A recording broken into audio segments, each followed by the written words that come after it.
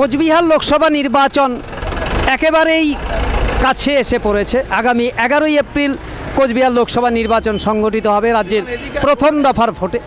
ইতিমধ্যে প্রচারে নেমেছে বিভিন্ন রাজনৈতিক দল, পোস্টার ফেস্টুনেও প্রচার চলছে। আমরা দেখতে পাচ্ছি যে এখানে কংগ্রেস প্রার্থী হয়েছেন তাদের ঘোষিত প্রার্থী PR রায়চৌধুরী। কংগ্রেসের দেওয়াল লিখনের কাজ চলছে, তিনি সেখানে সক্রিয়ভাবে অংশ নিয়েছেন, দেওয়াল লিখছেন। আমরা তার সাথে কথা বলবো যে ঠিক কিভাবে ভাবছে আজকে এই নির্বাচন তার কাছে কতটা গুরুত্ব, এই নির্বাচন কিভাবে দেখছেন আর কি। আচ্ছা, নমস্কার। আমি দেয়াল লেখন শুরু করেছি। প্রথমে মদনবাড়িতে আবির দিয়েছি ঠাকুরকে, ঠাকুরের চরণে আবির দিয়ে আশীর্বাদ নিয়েছি এবং তারপর শুরু হয়েছে দেয়াল লেখন। এবং এই নির্বাচনে যেন আমি সফলতা লাভ করি, আজকের দিনে আমি যেমন মদনমোহনের কাছে প্রার্থনা করেছি, তেমনি আমি জনতার কাছে, সচেতন জনতার কাছে আমার করজোড়ে আমি আবেদন করছি যে আমাকে জয়ী করুন। রাজ্যের শাসক দল তৃণমূল তারাও প্রার্থী ঘোষণা করেছে। একটা সম্ভাবনাময় অবস্থায় বিজেপিও তাদের প্রার্থী তালিকা এখন পর্যন্ত ঘোষণা করতে পারেনি, তবে শোনা যাচ্ছে আজ বা কালের মধ্যে তাদের প্রার্থী। এদেরকে কি এই লড়াই কতটা আপনাদের সফলতা বা কি আসবে? হ্যাঁ, দেখুন, প্রথমে বলবো যে সচেতন জনসাধারণ এখন বুঝতে শিখেছে যে আমাকে সমাজে ভালো কাজের জন্য আমাকে কাদের দরকার। তো অত্যাচারিত হয়েছে, অনেক দ্বিচারিতা চলেছে। সুতরাং আমি আশা রাখছি যে জনসাধারণ একজন সঠিক মানুষকে নির্বাচন করবেন, কাজেই আমি সফলতা অবশ্যই আশা করছি।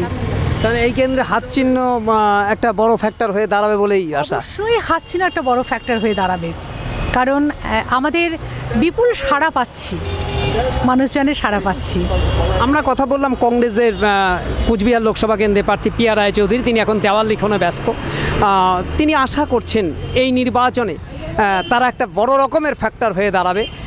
ইতিমধ্যে তিনি প্রচার শুরু করেছেন।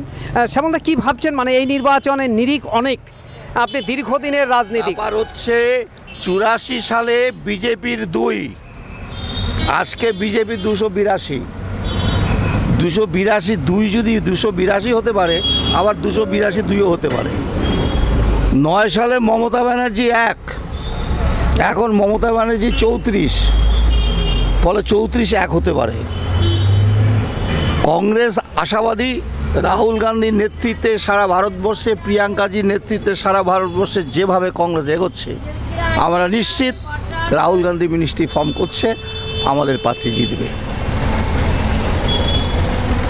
যদি 282 হয়, তাহলে কুচবিহারে এইবার যা পজিশন, আমাদের প্রার্থী বেস্ট অফ দি লট সব দিক থেকে, তাদের প্রার্থী সেরা এ ঘোষণা করে শ্যামলবাবু বললেন যে একেবারে সম্ভাবনা রয়েছে তাদের এই কেন্দ্রে জয়ী হবার, এবং কেন্দ্রে কংগ্রেস আসার একটা সম্ভাবনার কথা তিনি তুলে ধরলেন।